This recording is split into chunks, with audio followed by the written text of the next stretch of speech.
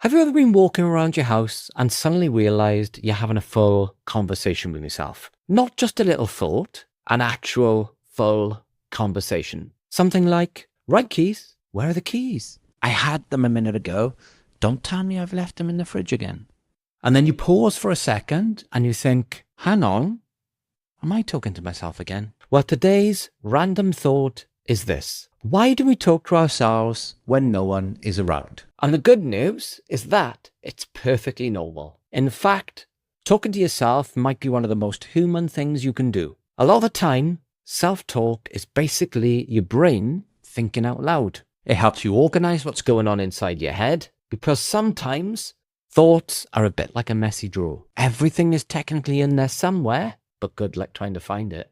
When you say things out loud, even quietly, you're giving your brain a bit of structure. You're turning a vague thought into an actual sentence. And that can make it easier to work out what you're doing, what you need to remember, or what you're trying to solve. That's why you might talk to yourself when you're looking for something. Your phone, your wallet, your glasses, your passport. It's not madness.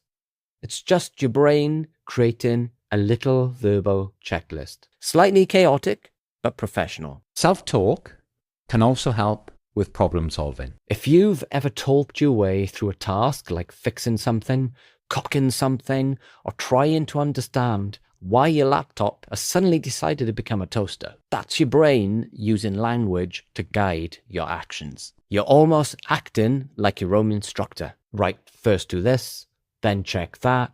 No, don't click that.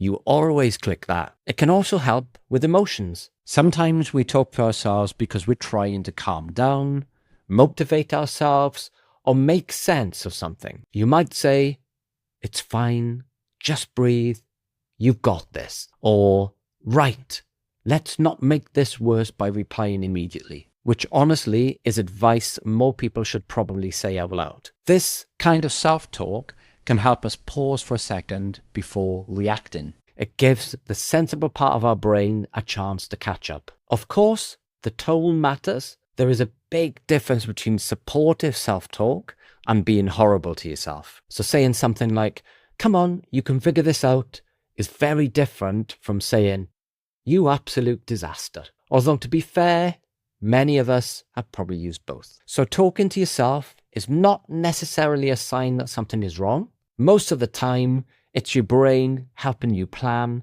remember, focus, and regulate your emotions. It's like having a tiny personal assistant in your head, except the assistant is also you and occasionally loses the keys. So next time you catch yourself talking out loud when no one is around, don't worry too much. You're probably not being weird. You're just thinking with the volume turned up. And that's today's random thought.